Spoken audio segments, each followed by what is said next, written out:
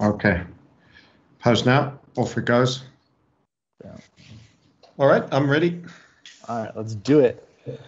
Welcome to another episode of Trading WTF. Today we're exploring trading for a living. In this episode, we're joined by two veteran traders who have been living off their trading profits for decades. Both guests share their experience with communities of traders to help them better understand the markets and develop the mindset of a successful trader.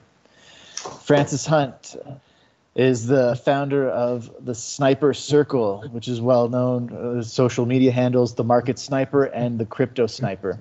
Francis has been living as an independent trader for the past 30 years, always trading his own capital. He is the originator of the Hunt Volatility Funnel Method, a technique focused on identifying key breakout trading opportunities. The Sniper Circle is a community for like-minded traders to collaborate and share theories, data, and potential trade opportunities. Francis has trained hundreds of people and helped them become full-time professional traders. Charlie Burton has been trading Forex since '97 and been doing it full-time since 2001 and is an FCA-regulated money manager. He's won the London Forex Show live trading 5 times, and he starred in the BBC program Traders, Millions by the Minute. And he's completed multiple trading challenges, such as the 10 grand to 100K and the 50 grand to $500,000. Charlie co-founded EzeeTrader, EZEE, a real-world, no-nonsense trader education company. EzeeTrader provides a live online trading room for members to shadow Charlie so they can observe, understand, and follow his moves. Members can follow trades and comments concerning the rationale of the setup from a mobile app. Let's just jump right into it. Francis, do you have anything to add to the intro? Well, Michael, thank you for inviting me, first of all. Great to be on here with you and all the people and audience from TradingView. In essence, we are looking to identify major moves, 5 or 6 major moves in a year, really. You don't have to do too much more than that. The problem with traders is they think it's about activity when actually it's about doing nothing and sitting in your winning trades and doing the order entry is really a very small part of it. So strategizing, understanding the environment that you're in and doing 3 or 4 core ideas over the course of a year. If you're well positioned and you know your invitation, as I call it, to take the trade and to get in, what criteria you need, you exercise on those, and broadly, you'll have a more successful career than someone who's hyperactive. So activity is usually inversely correlated to productivity in terms of outcomes. So get your biases right. You can use fundamental analysis for that. And we're also very well known for macro technical. So our big calls have been sort of in 2009, the big collapse of the Euro Swiss franc. That was pre the European crisis, again on the peg. Short oil when it was in the 60s, calling for single-digit oil just last year. These are big calls. We're not talking about 5-minute charts. We're not talking about 15-minute charts.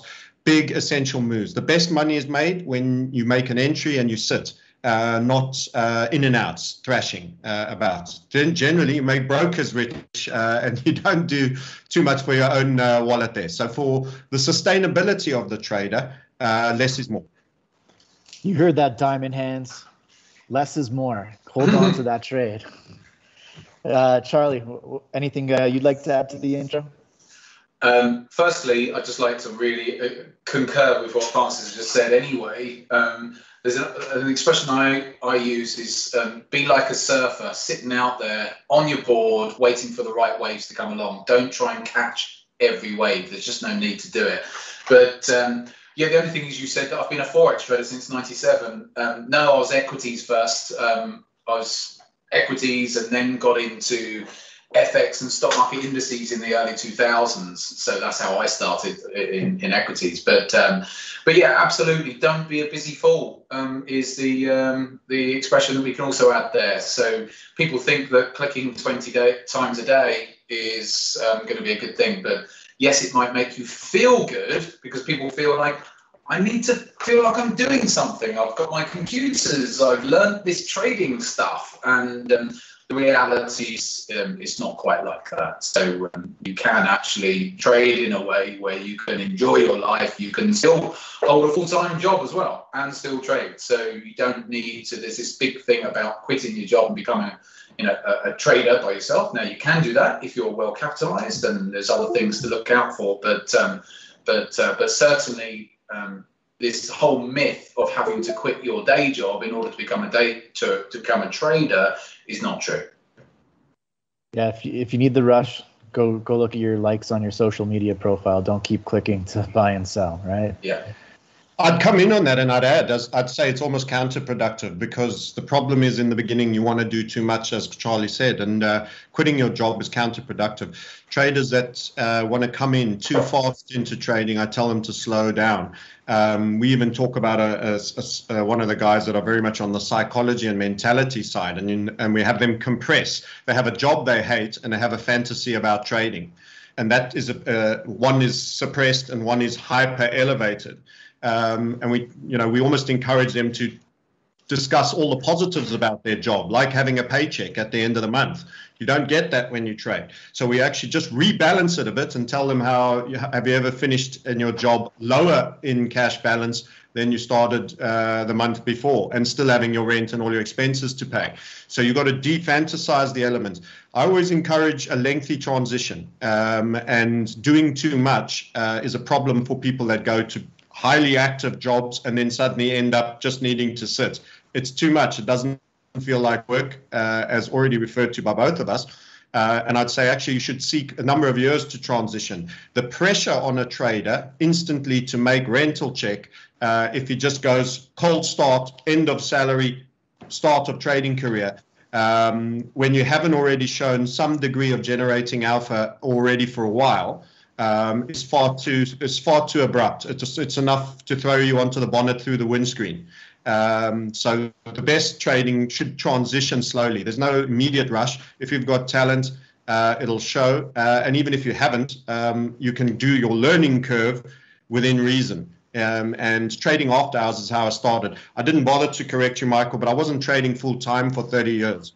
I had a number of false starts in my trading career where I did the abrupt. So I'm talking from experience. I quit jobs I didn't like and I went full time in South Africa on a grains board where you could trade the S&P and a number of other things. And I didn't make it work. There were a couple of false starts, and I think it happened twice. Even in the UK, I went with a big hedge fund, but I was still running the business. And you've got to have a degree of focus. I'd only say more recently in the last decade, 15 years, have I been full time, and it was spotty. So take from my own failings the lesson there. It's super hard to just go from paycheck and to go straight into it. You should have a transition.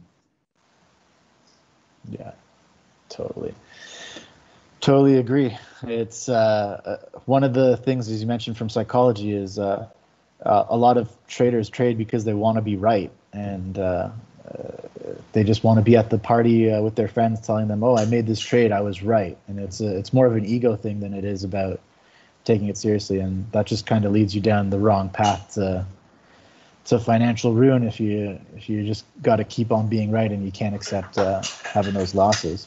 Well, one of the big things you just said there about trader psychology, Michael, is the one thing that I know that everybody needs to have an approach, a method, a strategy, whatever you want to call it, in trading the market.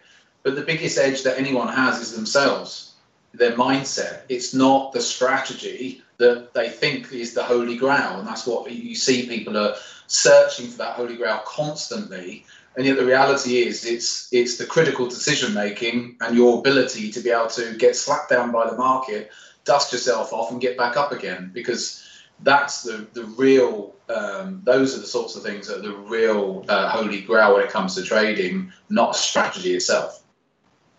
Yeah, mental fortitude, definitely, to be able to pick yourself up. I'll add to that the risk-reward ratio as well. In actual fact, you can afford to be wrong, and we often wrong on social media, but it's more in line with, if you're accurate, how much are you making? So it's about whether you make money, not being right, as you were highlighting, Michael.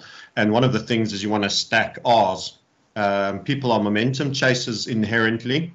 So they want to be in something that's going up. And that's the psychology of wanting to reduce the risk right to the point where you have certainty, but you never really ever get that certainty. So the brain is a risk aversion system, and you have fight and flight, which is the saber-toothed tiger at your cave from prehistoric era.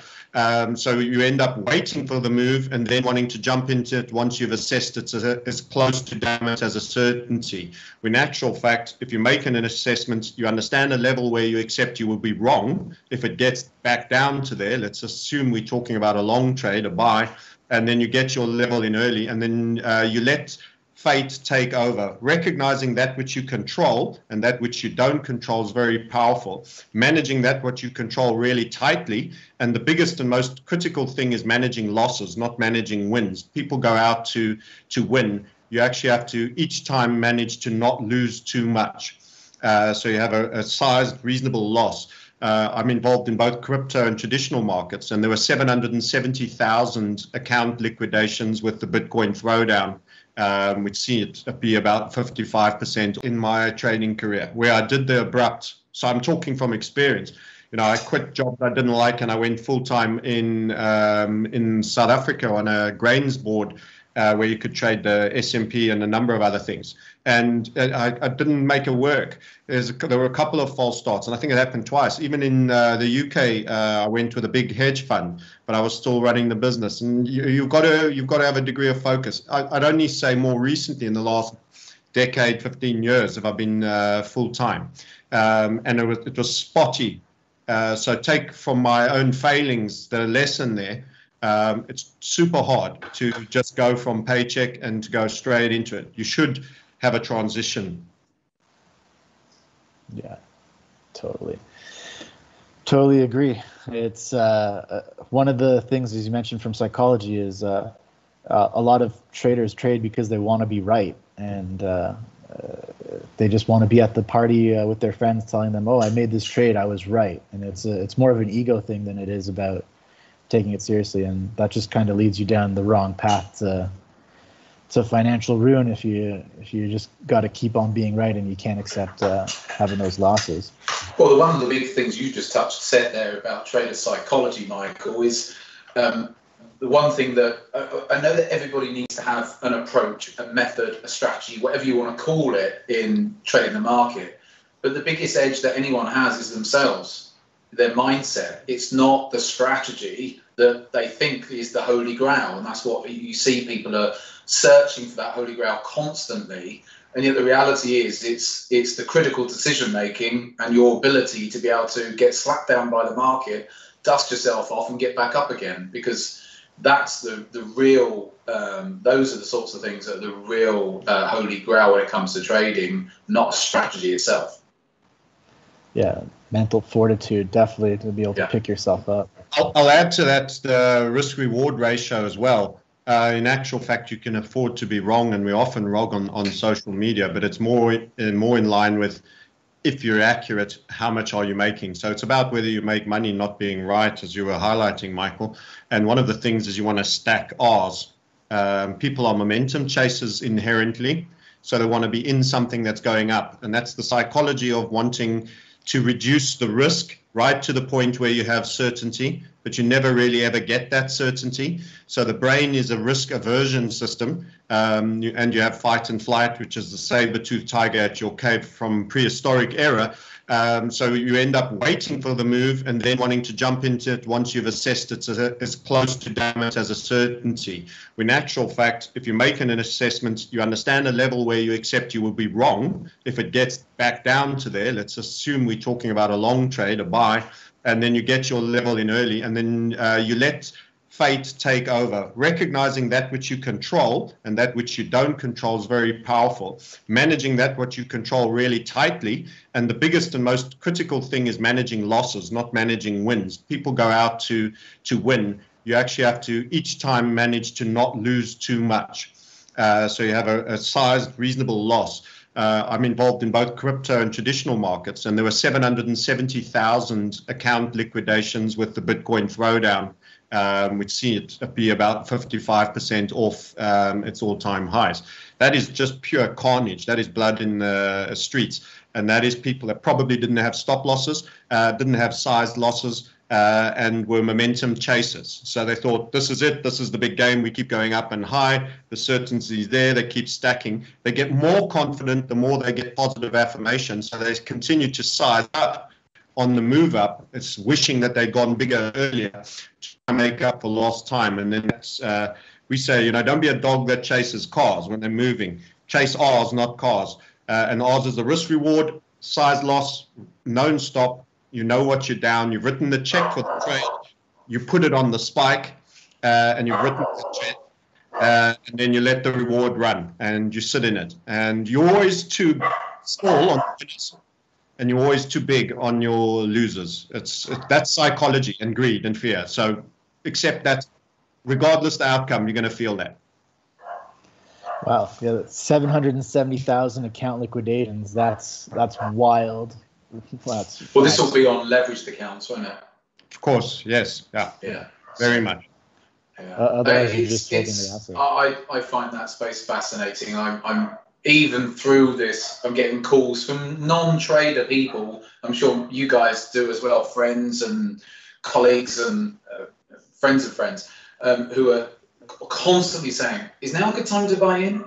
And they've been doing that in over the last several months, or they have been buying in. But these are people who are not necessarily using leverage, but they still just want part of the cake, so to speak. So I still think, well, it's another topic maybe, but I still don't think we've flushed out enough yet. I don't think we have. We've flushed out those people who trade without stops, like you say, on leverage, but there's a lot of the masses out there who have been buying in and are buying in now. They might actually not have been getting in at bad prices, but I think the market likes to move on a wall of worry, as I say. And at the moment, I think a lot of people out there have seen this as, great opportunity to be buying in. And that's not a wall of worry. So you need a bit of uncertainty amongst the masses for them to think, I don't know, is it going to go back up again? Is it not? And we need a little bit of time for that, a little bit of market chopping sideways, or maybe coming down for another low yet. But anyway, I'm divulging, going into a completely different subject now, so better put it back. All right, so you both mentioned a little bit how you got started in trading. So I guess what attracted you both to the markets, and what was kind of the path that got you to where you are today? I'll point to Charlie first. Well, I never intended to get into trading, and I certainly never intended to become a full-time trader. It was pure luck. I was a work colleague of mine said he'd got a ticket to go on a trading course. And back then it was all very basic stock market stuff with an American company, and learning a bit of fundamental analysis and a few bits of technical analysis, and that was about it. And I thought, this will be, I was always interested because there I was in the 90s in that bull run. And so I thought, that'd be really interesting. Maybe I could invest some money on the side. I had a good job. I was in financial services anyway. I worked at a company called Scottish Provident, big insurance company, and then went on to Old Mutual Fund Managers after that. But I never intended on being a full-time trader. It just so happened that my career was really busy. I did a lot of corporate entertaining with financial advisors, and after years of doing that, I got a bit sick of being out, eating out. It sounds like a real story, a hardship story, but when you're doing it several days a week and you're burning the candle at both ends, actually, I got to 2001 and thought, you know what, I'm aging here with all the alcohol and drinking every week and stuff. So, but I've been trading for 4 years or so on the side by then, just trading stock markets, and so I gave myself 12 months. Just to see how I would get on for 12 months. I had cash in the bank and cash in my trading account. So I had 2 years worth of cash in the bank that I knew that I could live off, didn't have to touch anything from my trading account. And so I thought, well, I'll give myself 12 months and just see how I get on. And if I don't get on well over this 12 months, I can always go back to my career. And that was my attitude towards it. So I sort of fell into being full-time trading. It was never my intention. I did actually enjoy my job. But it was more just from the perspective that I felt that my life was out of balance at that time. It was great from a financial perspective and from a career perspective, but from a quality of life, I wasn't quite so sure. And I wanted to get that balance back. So that's why I ended up doing this. And you were talking earlier on, Francis, about how people want to make that trip from a full-time job to become a full-time trader. And the one thing, although I've been trading on the side for 4.5 years up to that point, one thing I'd never prepared myself for was the huge pendulum swing, that culture shock of going from a full-time career, out and about, in meetings, on the phone all the time, to then just sit in front of your computer screen. And no one can prepare you for that. And so that was quite a big culture shock. But I learned. I used to go down to the golf driving range at lunchtime and hit some balls and find other things to do, because that's what I had to do to stop myself from just sitting there and clicking away all day. But yeah, so that was how I got into trading. I think sometimes you fall into your careers, don't you? A lot of people find that with their jobs, and I fell out of my career and into trading, but it was pure luck. It was never my intention to become a full-time trader. What about yourself, Francis? I wrote my experience as to why I started in trading was very much the work smart, not hard principle, inherently laziness. So I always felt I'd rather be a smart worker than a hard worker. That was when I didn't know what I wanted to do. I actually end up working quite hard, but I lose track of time because I'm enjoying it. But you have to be tricked into working hard. You have to be tricked into working hard by things that you really enjoy. You have to develop passion for something. And so I noticed my parents came into some money as their parents passed on. And they invested in, during the 80s, the late 80s equity boom cycle, which was big in South Africa. Old Mutual was a name that's already mentioned. They run funds in South Africa and they're in the UK now. And my parents put all this money in, and my father was going to work and they were making almost as much money again with this nest egg that they dumped in there. And they were reading the papers and calling out, Guard Bank's up, Old Mutual General Fund is up. So this was sort of the old mutual fund, and this was a bull market of the 80s. And I had to go into military conscription in August of 87. And I had an aunt that passed away and left to all her nieces and nephews because she never married. And I got a couple of pounds. She was in Midlands somewhere, had a cottage that she sold, and we all got, 8 of us got a small stipend. And I put that all in the equity markets of August 87. To stumble into the at that time the biggest crash that the equities had, which was the October 87 crash, and so I lost almost immediately 20 in a single day, about 22%, and probably not much short of about 40% of the money in the space of about 3 or 4 rolling weeks of pain. But I was kept so busy that I didn't really have to feel that so much because I was now in the army, and a 2-year hodl. Holding on, actually saw it come back some fairly substantial way. But that was my initial experience with equities in the 87 crash. And I was still quite a young man then. And then, it just kept coming back. So I was always attracted to the idea of leverage and making money quick. So, I'd be a sucker for all the fast money stories. There were guys that were selling options on the government debt that said buy an option here, and they would advertise. I was always up for that. So I had very high risk profile and quite phlegmatic about a loss as long as I was learning. So I came for the fast money because essentially, all the male mistakes of high risk, wanting to show status and all of that, and not any clear career direction. I didn't want to be a doctor or a lawyer. I never felt any of those things deeply. But I wanted to understand economic systems and finance, so I kind of was naturally attracted to understanding money. And for me, power and money is the history of the world, right back to everything. It's the core subject. You don't understand politics unless you understand power and money. Who has it? And once you pass a certain amount of money, it's all about the power. And I think we're experiencing some of that right now. And these really powerful people are not on the front line. It's not prime ministers and all that. Those are junior management guys. So you understand the system of the world. There's a larger, greater game. So for me, my branding is 3 circles that overlap. And the reset sniper is that we're absolutely at the fag end of an economic system right now that's going to end. And the reset sniper is what replaces it, how does that, and who holds the power and who's making the decisions. So the reset sniper is almost too conspiratorial for some, but it's a deeper understanding of our history. And what you learn about your history will secure you wisdom for what's coming, because there is a lot of repetition in terms of that. And if you know where they're taking you, you've got a better idea joining those dots.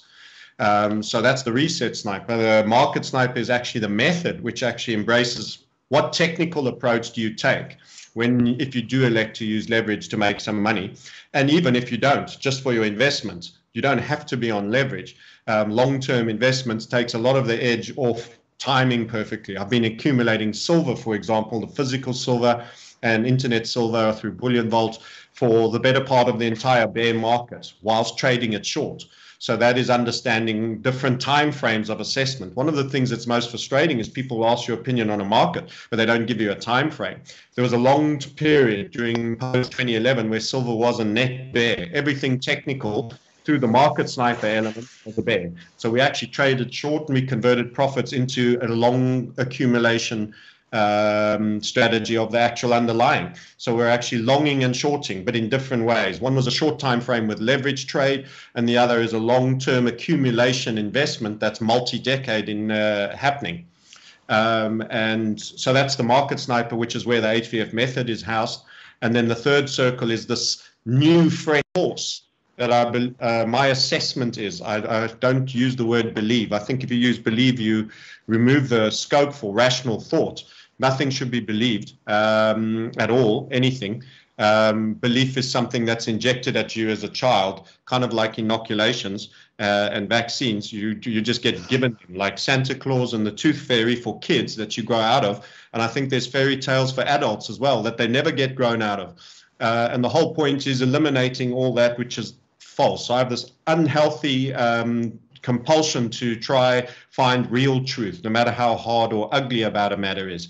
And charts are one of the reasons why I'm absolutely fascinated as a technical analyst, because I don't listen to what they say. I look at the footprints in the sand that they leave. And the only place you get that is where you look at the charts. What is the big money doing? I've just created a major indicator for Bitcoin, which actually flags it as a major buy on a macro level. So that doesn't contradict Charlie entirely. There could still be a little easing, but this is another key moment where it should be. And it's a 4 out of 4 indicator, and it's developed off the COT, Commitment of Trader Futures. This is an example of not listening to what they say and the FUD and China this and all of this. This is media manipulation. That's retail scared money chasing in and chasing out. This is like being a shoal of these white bait fish that lurch to the left and the right when there's a predator around. That's herd mentality. If you understand the real levers, you understand what the biggest players are doing. I know we haven't had a pinch this tight in a long, long time between the 4 largest open interest longs on the futures market in Bitcoin and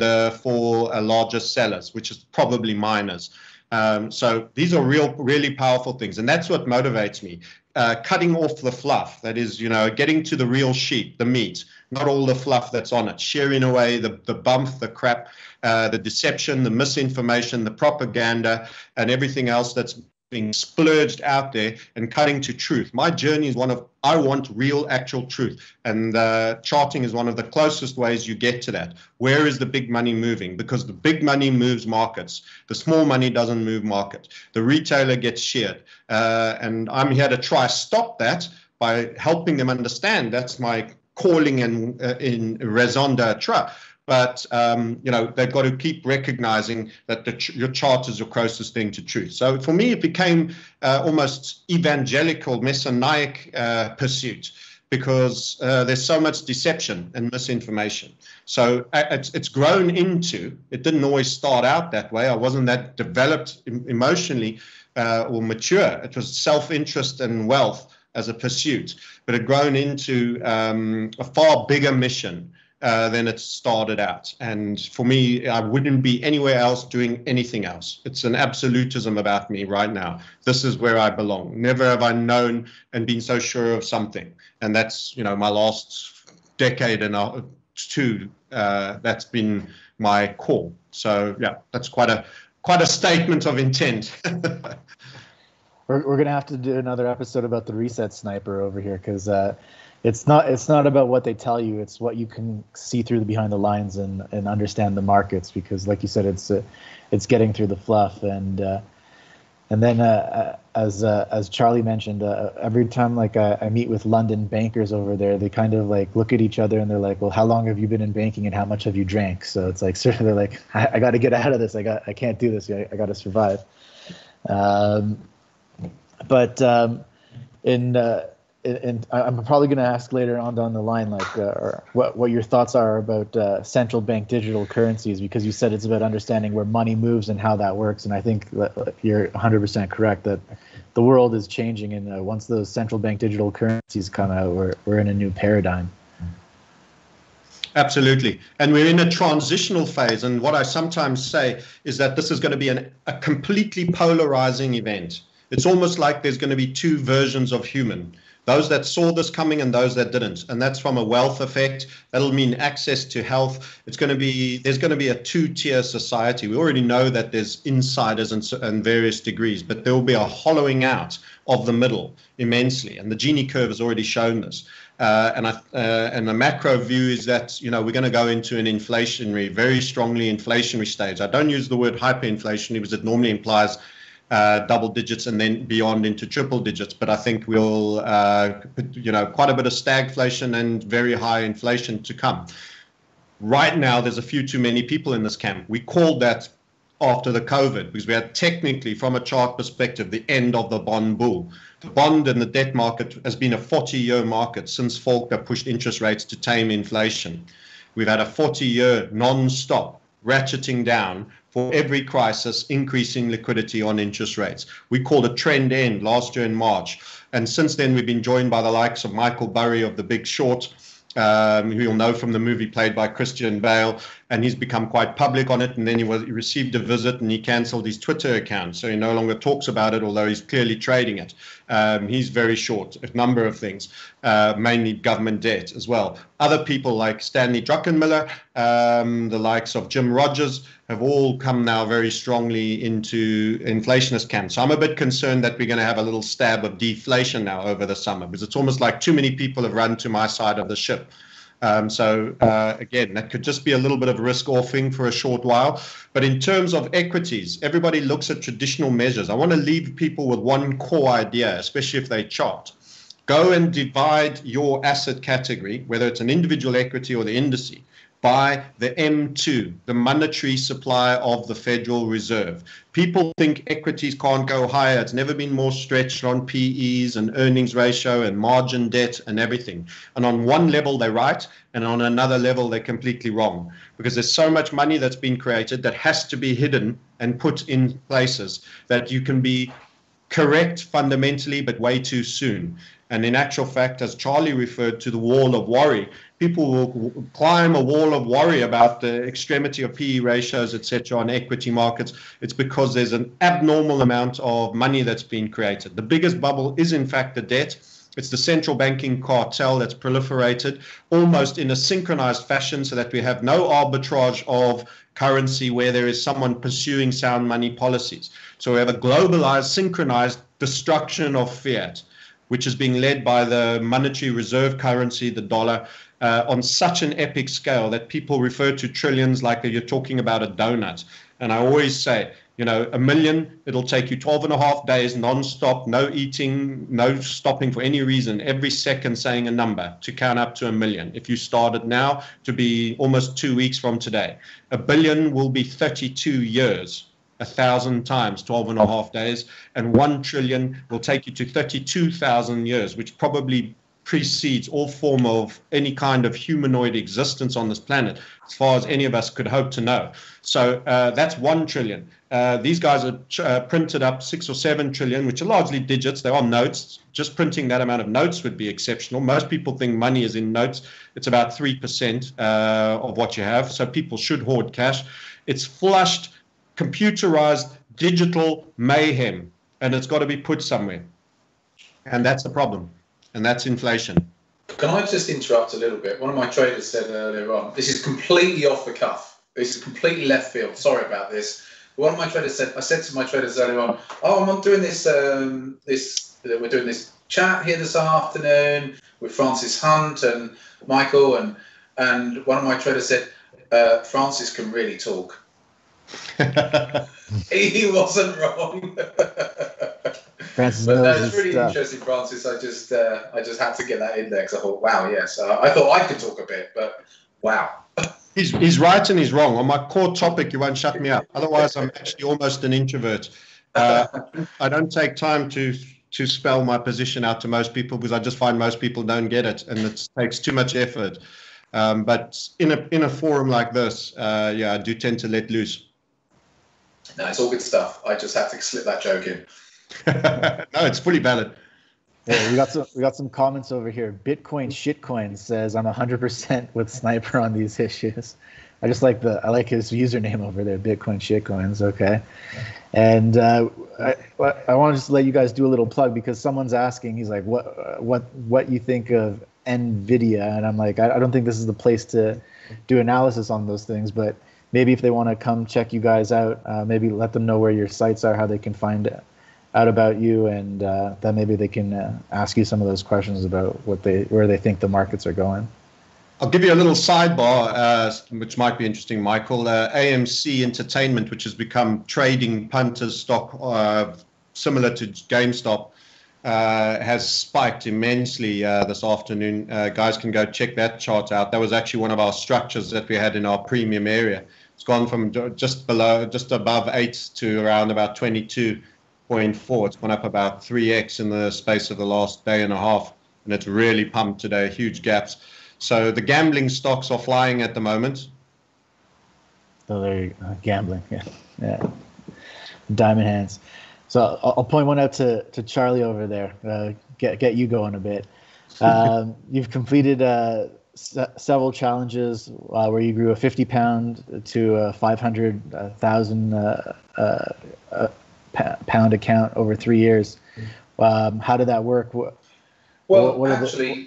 I didn't actually. So the first trading challenge I did was in 2013, and that was the 10K to 100K. And I set out to do that, and I just said, let's see if I can do it in 2 years. I had no intention, and behind the scenes, I didn't think I would be able to do it in 2 years.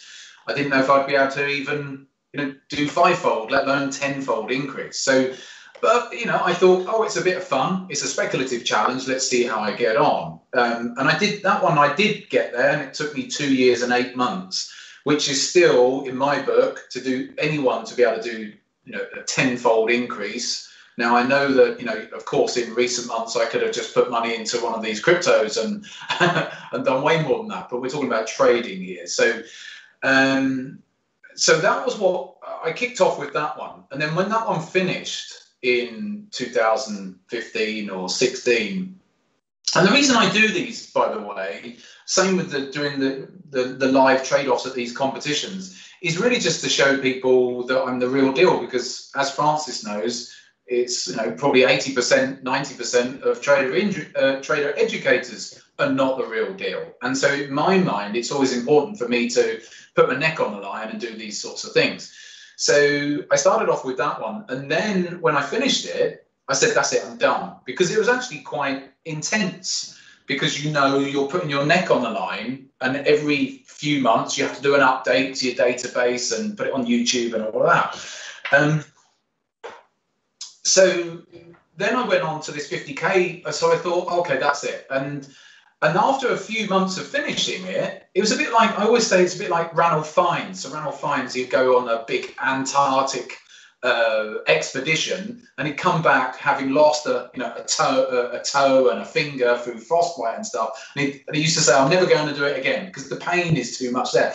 And I just thought, I've paid my dues here. I've done this challenge. I don't need to do it again. A few months later, I was bored, and I'm thinking, I want to do another challenge.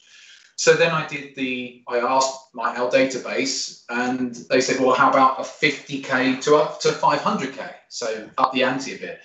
And so I started that one in 2016. I'm quite honest about it because that's the reality of trading. I failed. I blew it. And I was risking, I know what happened. There was two things that happened with that trading challenge. I'm quite happy to talk about these things because this is the reality. If you're going to do a speculative trading challenge, and it was speculative, and so I was risking up to 5% per trade. And if you couple a 5% per trade with a drawdown, so I went into a natural drawdown period within that, and that combined with risking anywhere up to 5%, which is what I allowed myself on that trading challenge, you're gonna take more of a drawdown. So I went all the way from 50 on that 50 and took it all the way down to about 1,000 and couldn't. Obviously, there's no way I was going to trade out of that. So I failed at that one. I did a webinar to say that I failed on that one.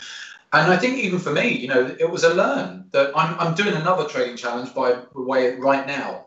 So after failing on that one, I said, look, I'll do another one to see. And we called it Back to Black.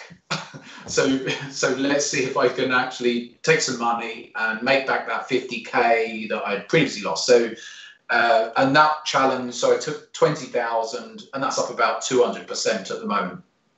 So I've taken it back up, but I do think it makes it real. And it was a learn for me to realize that, do you know what? I just went through in 2018, my worst drawdown that I'd had in the prior 18 years.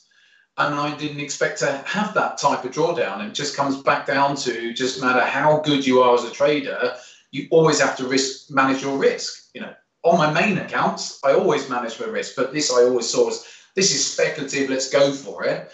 But even on that, I got caught because I went through a period where I was just having loser after loser, then a bit of a winner, then another loser. So that's the story with those. But anyway, the current one challenge, I risked 1% on accounts, and that's chugging along quite nicely. I have no real time limit on it. I just said Back to Black, and I'll do an update on that in June on our YouTube channel.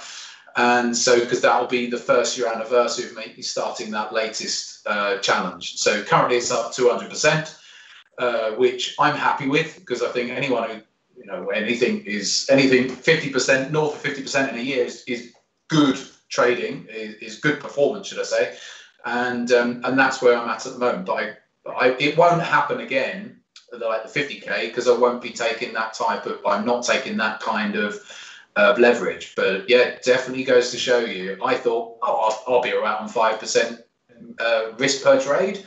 No, if anyone has a drawdown period and you're doing 5% per trade, you're putting yourself at risk, and that's what happened to me on that one. But the other ones, both of the other ones are all running quite nicely.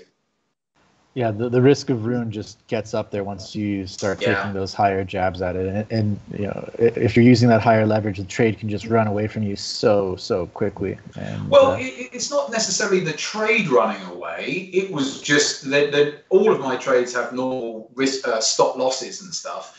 It's just if you're putting on a bigger position, you've got your normal stop loss, but you're risking 5% on that trade with that stop, then one stop out and you're down 5%, and so on and so forth. So it was just that it was coupled with a natural drawdown anyway, but it was a longer drawdown than I've experienced in years anyway. It just so happened it was in 2018. There was a lot of chop then, and it didn't suit my trading style during that phase. And so there was a few factors. I always say it's like have you ever seen Air Crash Investigation? And I'm always obsessed by this program, because whenever there's an accident, there's never a single thing that goes wrong. It's usually a a series of events which actually culminate in that accident. And it was almost a series of events. For me, it was, I was going through a drawdown, but on a normal account at normal risk levels, it would just be a drawdown.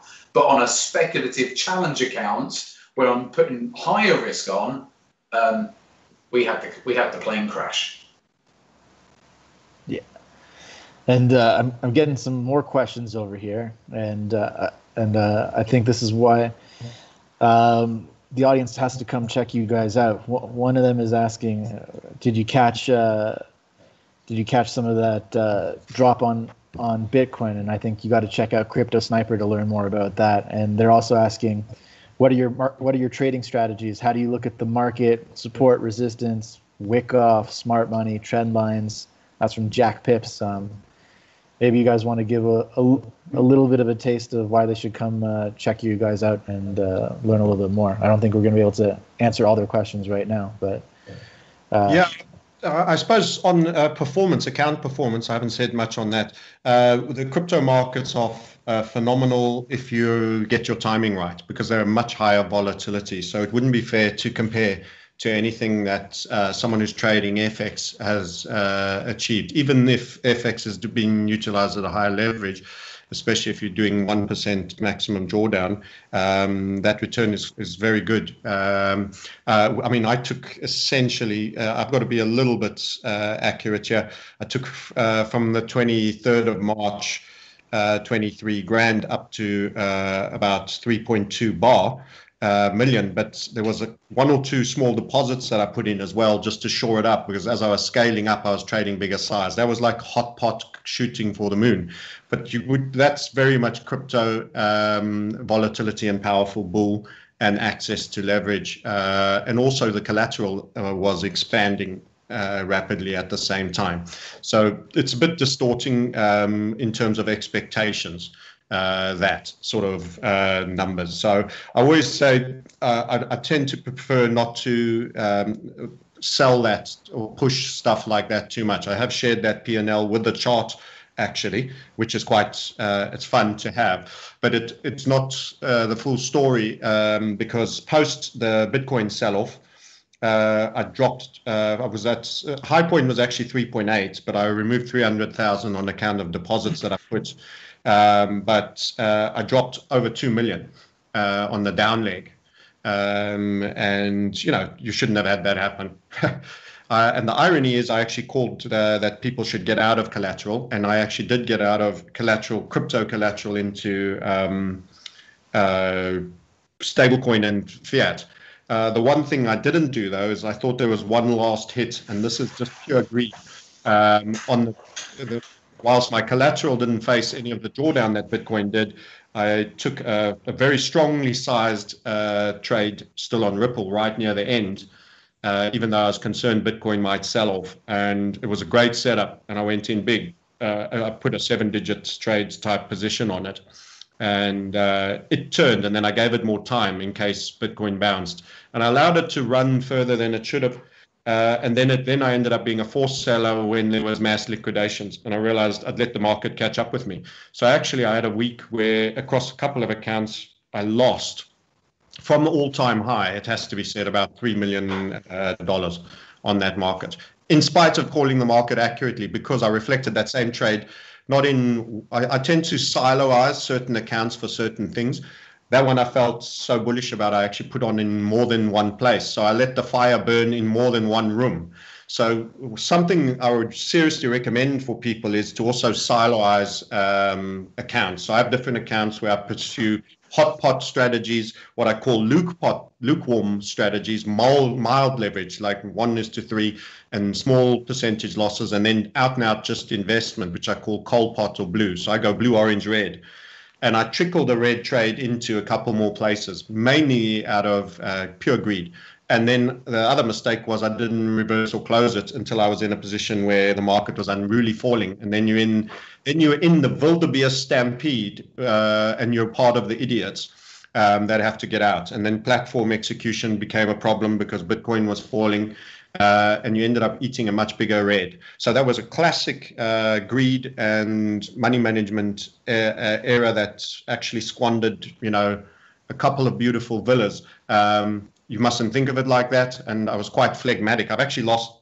I think when you can lose money and still be, I actually was I was a little bit pissed. But if you told me 10 years ago that I would drop something of that amount of money and I would largely crack on, then I would be shocked. And I think you do become more accepting, and you look at the post-mortem and you realize what you did wrong.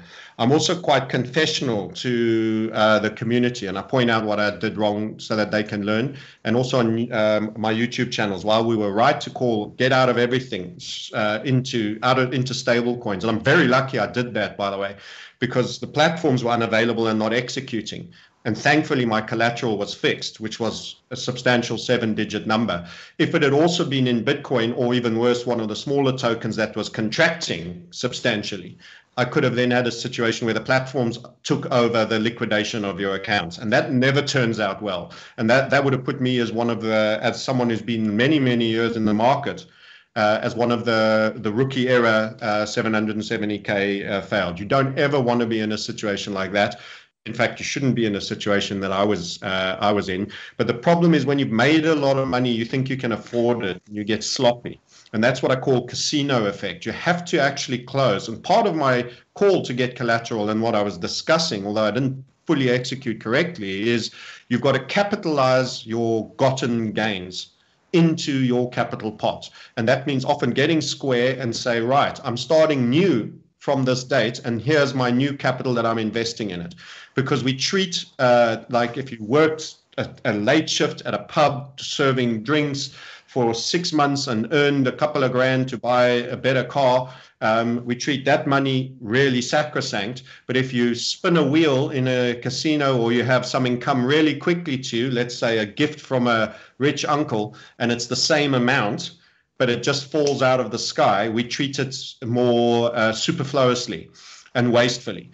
And we attach energy to money incorrectly. Money store buys a store. And traders that suddenly get money, and one of the things is we teach you not to lose and to deal with your failings. But actually later on, we got to teach guys to deal with their successes. And the successes is capitalize it, because it's all fluff, it's all awesome, and you feel like a king. And now you go next, you're doing 100% to the end of the year, you're going to double and quadruple this, which is usually meaning by the time you want to brag to your wife or partner, which is a terrible idea, or your husband if you're a female, about your account equity and your trading, the market's about to turn and your current view is usually wrong. And you're just about due a correction. Anytime you're about to do some conspicuous consumption on a basis of your account equity, you're probably at a market top. The time everybody starts putting laser eyes on their Bitcoin profiles, you're near a top. Meme tokens with no developers start going through the roof, you're at a top. Also there were lots of sentiment indicators that were really, really high, and you have to start cycling back. So the call to get into stablecoin was right. I just stopped when the casino was burning down, and I told everyone the fire was coming. I decided to pop back in the door and have a last pull of one of the machines just by the door. And that was a complete psychological failing. I could have bought a substantial amount of Bitcoin for half the price it was at its all-time high. And you would have close to doubled, 60%. Let's say you wouldn't have got the bottom and you weren't getting out at the top. Could have had 60%. Every one Bitcoin you had could be 1.6 today. And that was a lost opportunity. So I've actually gave myself 4 out of 10. The calls were right, the execution. So there's this huge gap between what you say and what you intend to do and what you end up effectively doing under the various circumstances. And there was a credibility gap there. And that was at a key point, and a key point will cost you millions. And initially it'll cost you hundreds and thousands, and later on it'll cost you millions, but it'll always cost you. And the numbers just get bigger the more successful you become. And then you have to keep learning and keep stamping them out. Otherwise you keep getting sent the same lesson to redo. Yeah, nothing like getting brought back down to earth. And I'm going to throw in at Charlie in terms of being an FCA money manager.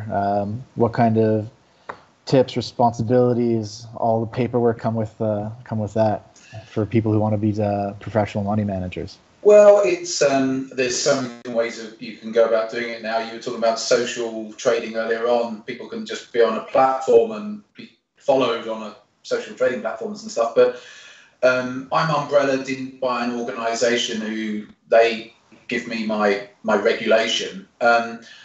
So I don't have to worry about filling in forms and stuff. They do all of that with the clients. But the thing with being a money manager is, one, it's a huge responsibility if you have ethics. There's a lot of money managers out there who do not have ethics, and they have a conflict of interest. They're just going to try and make as much money as they possibly can for the client with a lot of leverage, and they'll take those risks with the client's money because they want to get their performance fee. So again, there's an ethics side to things here. And so for me, the approach that I've taken with regards to managing money is I don't try to make loads and loads of percentage gains every year from managing money. What I do is I want my investors to sleep well at night.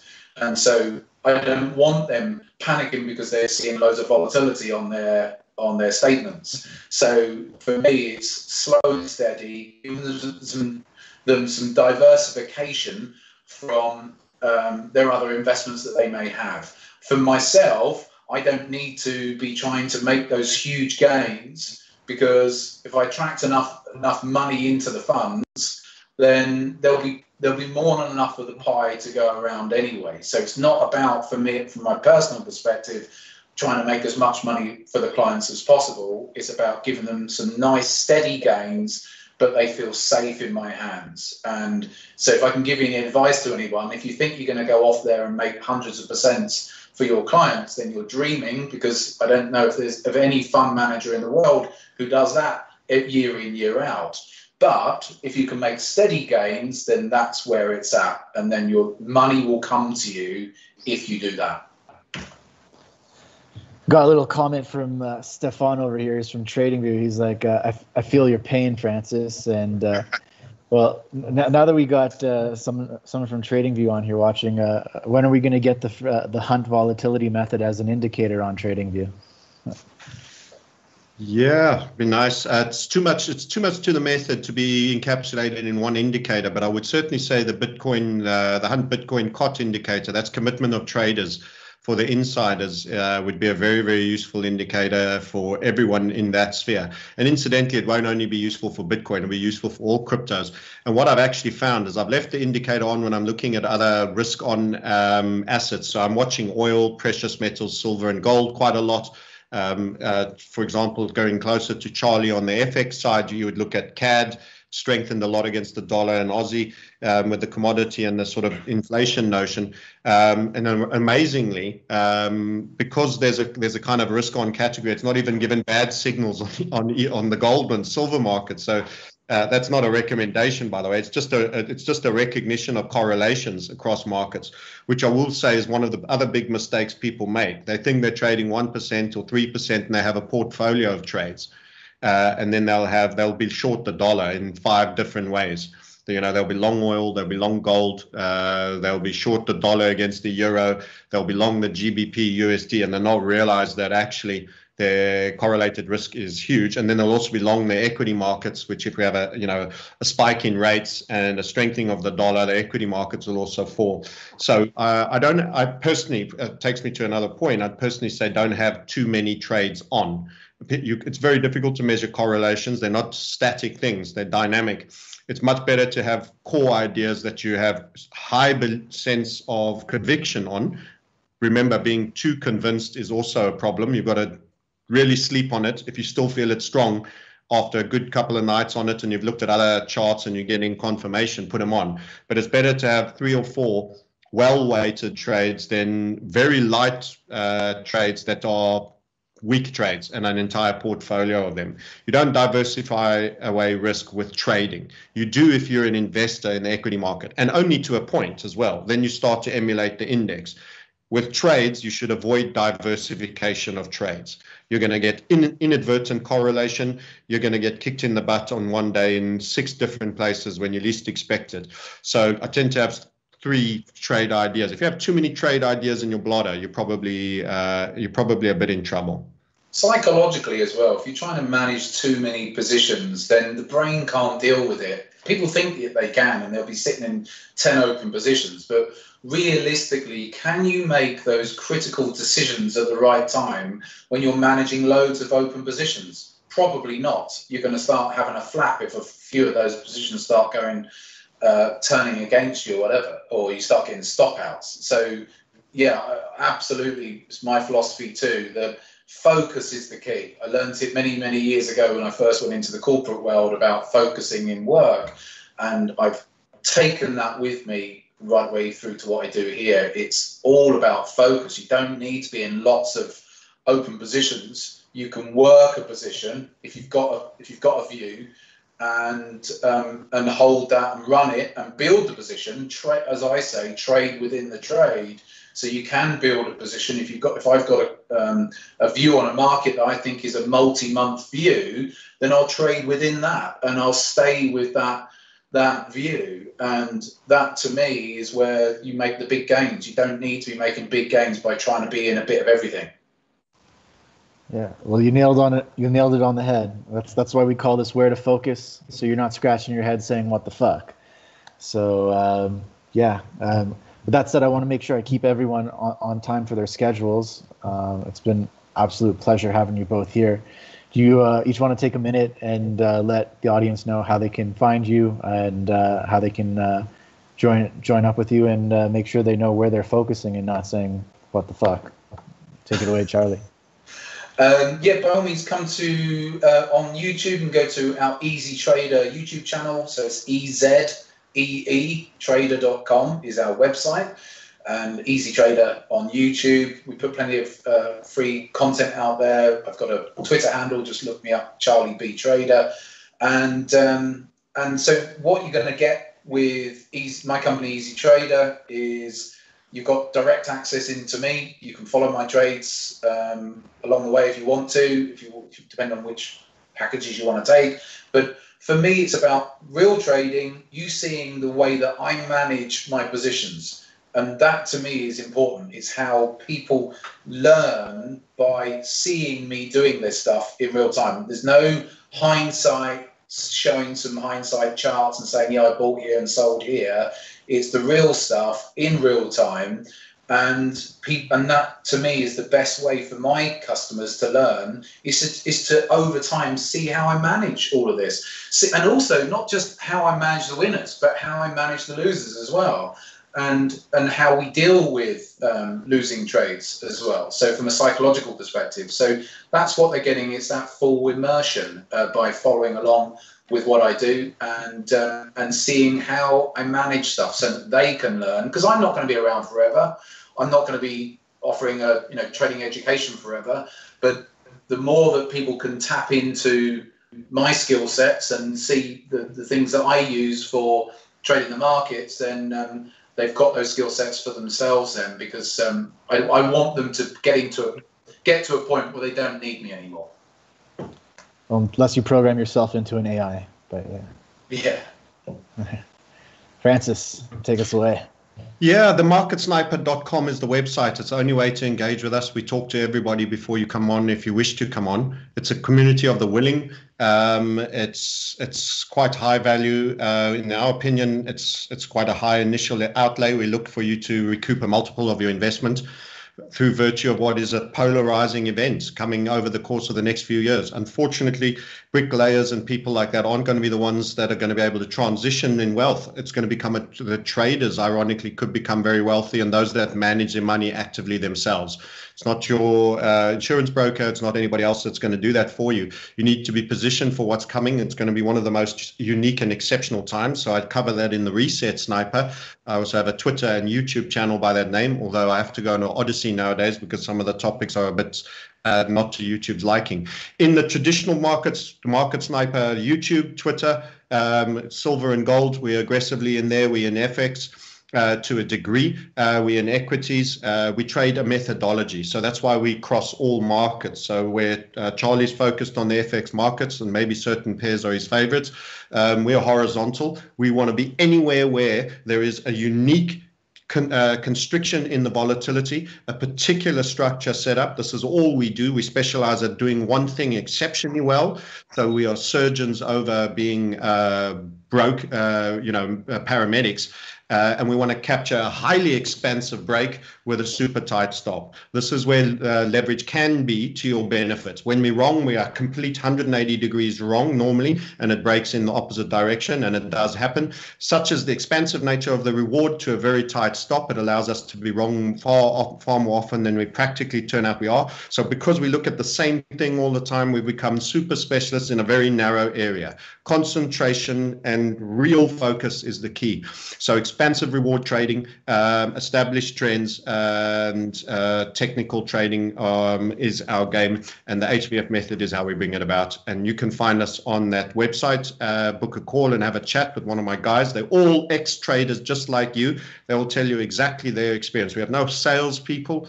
And the community is we discuss everything about how I'm positioned, how others are positioned, and where the next setups are. Such like if you have a look right now at AMC, why that was being discussed in our community. Really tight constriction, trend, and volatility expansion. Thanks for having me on, and it was nice to hear from Charlie and see him, and nice to check in with you. By the way, we use SCM. If I can give you a counter plug, Michael, if you'll allow me the time. Scandinavian Capital Markets, you can get up to 100 times leverage. I'm not saying that you should, but if you have very tight and clearly defined stops that are in place before you even enter, you can get away with utilizing that. It's very helpful on quite thin markets like palladium and the metals as well. So that's why we use them. You have the European jurisdiction without the European constrictions on leverage. So we use those for our traditional market trading, and we've enjoyed working with them. So thanks for having us on, and quite a large number of our community members will be trading the FX and the metals. And also recently they've added oil as well.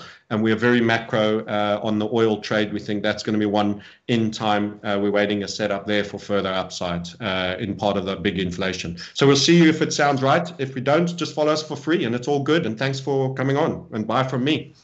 Thank you, Francis. Thank you, Charlie. I even forgot to introduce myself. Yeah, I'm Michael Buchbinder, one of the partners at Scandinavian Capital Markets. Everyone, thanks for watching, and I hope you learned something, where to focus, and not what the fuck. All right, enjoy trading.